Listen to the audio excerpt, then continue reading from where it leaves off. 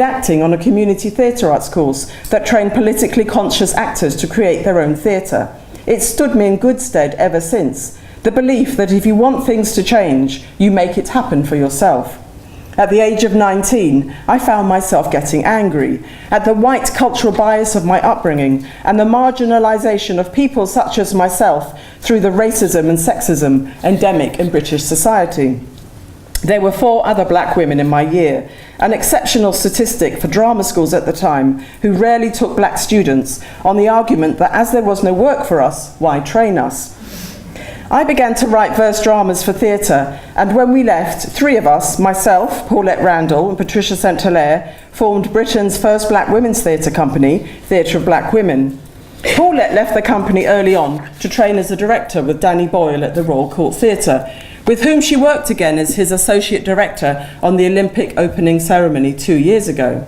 Patricia and I wrote 2 more plays for the company before employing other women writers, such as Jackie Kay, who wrote her first play with us in 1985, Chiaroscuro.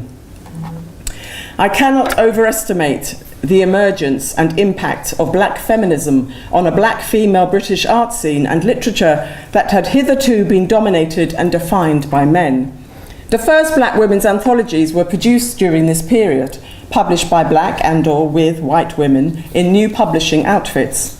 In 1985, Sheba Feminist Publishers produced A Dangerous Knowing, 4 black women poets, featuring Barbara Burford, Jackie Kay, Grace Nichols and Gabriella Pierce, edited by Pratibha Palmer, who went on to become a filmmaker and recently produced the award-winning documentary Alice Walker, Beauty and Truth.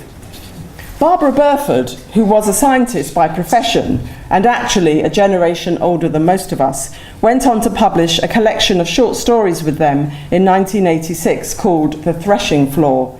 I think it's the first solo collection of stories by a black woman author in Britain. In 1987, 2 poetry anthologies were published. The first by a new publisher set up with a donation from a white woman to publish black women's writing, called Black Woman Talk. The first collection was called Black Woman Talk Poetry, an anthology edited by Da Chung, Olivette Cole-Wilson, Gabriella Pierce and myself. Our introductory statement summed up our feeling of alienation. We wrote, rather emphatically and self-righteously, quote, "As black women, we experience oppression due to our race, sex, class and sexuality on a daily basis, and this is reflected in every area of our lives," unquote. That same year, Watchers and Seekers was published with a mix of poetry and prose, edited by Rhonda Cobham and Merle Collins, both of whom relocated to American universities. 3 years later, Black Woman Talk published Don't Ask Me Why, which I think was the first anthology of black women's short stories published in Britain. Their introduction stated, quote, "We see this book as part of developing a climate which encourages and values black women writers in the process of making sense of our lives and selves," unquote. Likewise with the book Charting the Journey, Writings by Black and Third World Women, edited by Shabnam Grewal, now a BBC producer, Jackie Kay, Gail Lewis, an academic, Lillian Landor, now a BBC Controller of Languages, and Pratibha Palmer again.